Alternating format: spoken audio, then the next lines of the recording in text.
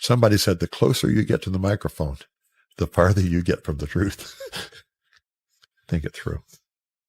For decades, Gloria Gaither stood gracefully beside her husband, Bill Gaither, as the very heartbeat of Southern gospel music. She was not only his partner, but also the quiet strength that carried their ministry forward.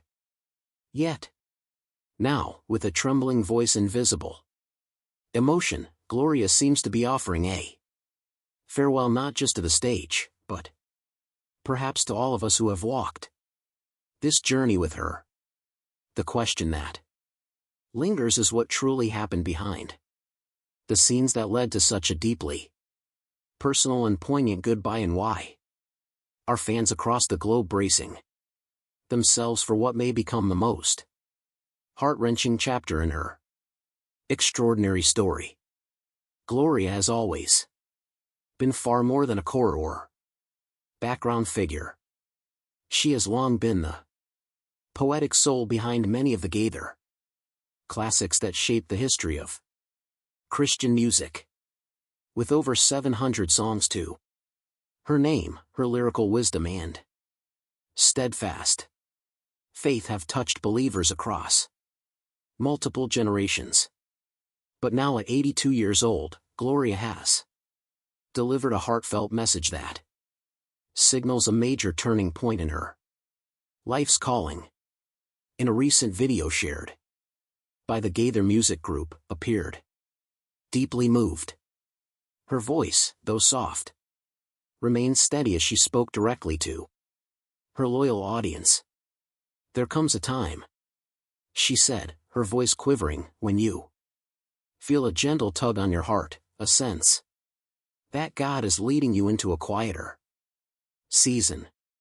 Though she never used the word retirement, her message was clear. The bright stage lights are beginning to dim, and a new chapter is quietly opening.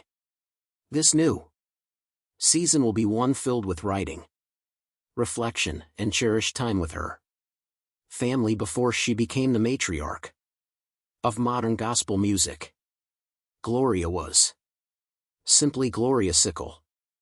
Born on March 4, 1942 in Michigan, she was raised in a home firmly grounded in faith, education, and a deep love for literature and music. From a young age, she displayed a natural gift for writing and a strong curiosity about the world around her. She pursued her passion at Anderson University, a small Christian college in Indiana, where she earned a degree in English.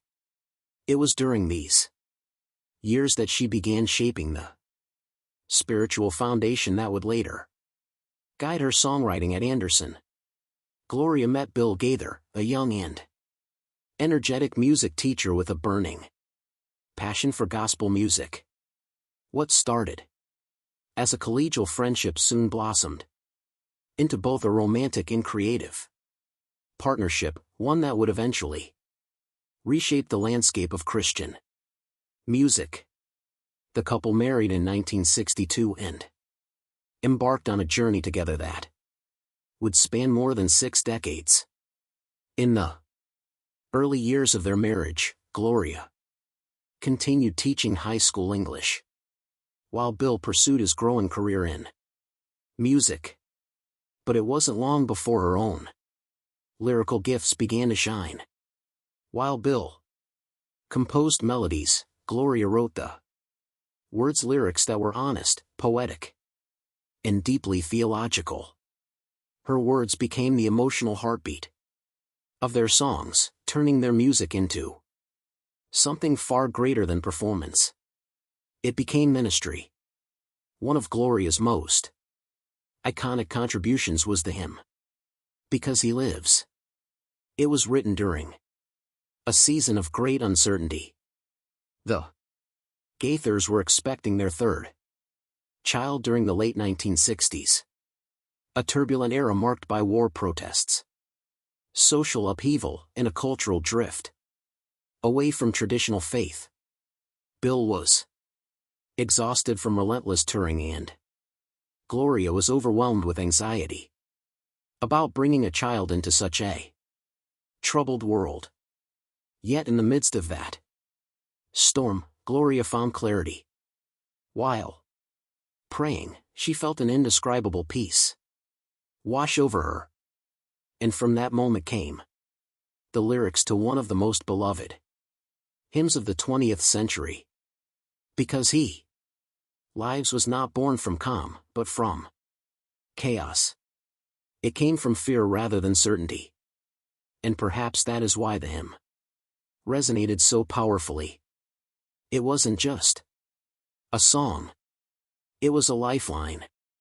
The success of Because He Lives propelled both Bill and Gloria into a new level of influence. Gloria in particular emerged as more than just a lyricist. She became a respected theological voice in her own right. Yet even as her recognition grew, she remained grounded, consistently choosing reflection over fame and depth over display. During the rise of the Gaither vocal band in the Homecoming series in the 1970s and 80s, Gloria expanded her influence beyond music. She wrote devotionals, books, and essays that addressed faith, womanhood, and purpose. She became a mentor to young Christian artists, a speaker at women's conferences, and a rare intellectual presence in a genre often dominated by performance and male leadership. What set Gloria apart was her gift for blending theology with poetry and faith with emotional honesty. Else she didn't write from a distance. She wrote from the front lines of life. Through marriage, motherhood, grief, and joy. Her songs were not polished performances. They were heartfelt prayers and declarations of hope. Her impact extended far beyond music. Gloria co-founded Gaither Family Resources and helped create the Gaither Homecoming Bible, pouring her energy into spiritual education and development. She became a guiding presence not only for fans but for pastors, writers, artists, and thinkers. She was never the loudest voice in the room, but when she spoke, people listened. In a world obsessed with charisma and performance, Gloria modeled quiet faithfulness. Her influence wasn't about celebrity, was rooted in consistency, compassion, and spiritual wisdom. She once said, "We never set out to be stars, set out to be faithful." That conviction became the very essence of her legacy.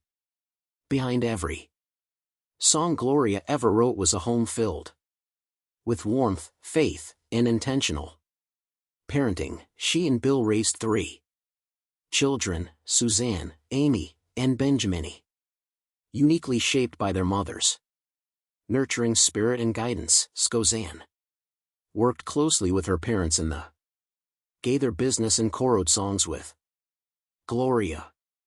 Amy followed her mother's literary path, becoming a poet and educator. Benjamin pursued music and co-founded Live Born Media, producing contemporary Christian projects.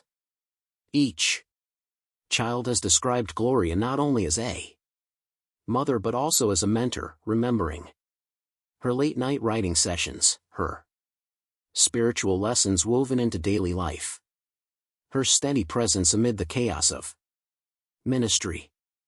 Now, as Gloria steps back from the public stage, she leaves behind more than just a collection of hymns. She leaves a body of work that captures the human experience through the lens of faith. Her legacy lives on in the songs sung at weddings, funerals, church services, in quiet hospital rooms. But perhaps even more importantly, her life itself continues to speak, reminding us that true greatness is not measured in fame, but in faithfulness. This moment of farewell reminds us of the lyrics that defined her ministry. God sent His Son. They called Him Jesus.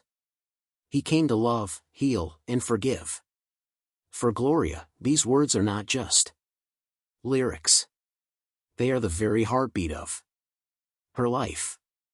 And now, as she embraces a quieter season, her family has made it clear. Gloria's legacy is not ending. It is simply transforming. Through re-released music, republished books, and treasured writings, her voice and wisdom will continue to resonate in new, meaningful ways. In a recent interview, Bill Gaither reflected on his wife's decision with deep respect.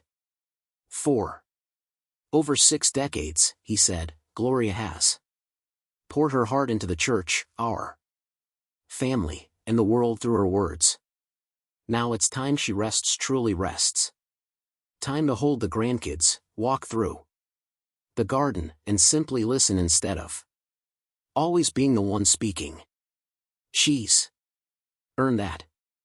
Their grandchildren, now teenagers and young adults, have also shared their gratitude. Many recalled how Nana was their favorite storyteller, always sitting with a journal in her lap and a parable on her tongue, too. She wasn't just wise, she was gentle, inquisitive, and full of grace.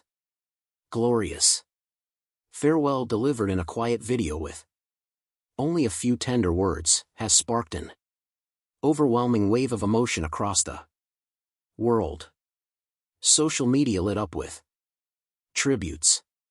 On YouTube alone, thousands of fans commented, sharing messages like, "Her songs got me through cancer and I found Christ because of the Gaither homecoming tapes. Gloria's words always moved me to tears." One person wrote, "My mom played because he lives at every birthday. Now she's gone, but Gloria's lyrics still bring her back to me." Churches across the United States and beyond have held services in her honor. Radio stations aired special tributes. Fans created compilations filled with personal testimonies of how her music carried them through their darkest days. What stands out most in all these responses is their intimacy. Gloria never chased the spotlight, yet her authenticity made people feel like they knew her personally. She was the voice that comforted grief, the writer who reminded us that God is sovereign, and the friend who showed us that true faith requires no fanfare, only truth. Even now, her hymns echo softly in nursing homes. Her words are sung in prisons, during chapel services, and her lyrics are displayed in framed sheet music inside countless living rooms. Her songs live on through time-worn CDs and the voices of choirs around the world.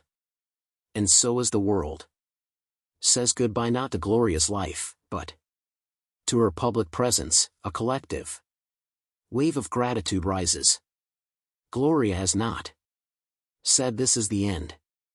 She has simply chosen to rest more than strive, to listen more than speak. And in doing so, she continues to teach us. Fans and loved ones release her from the stage, but hold tightly to the presence she planted in their hearts. A legacy not written in neon lights but in sacred lyrics. It's not carved in stone but etched forever into souls.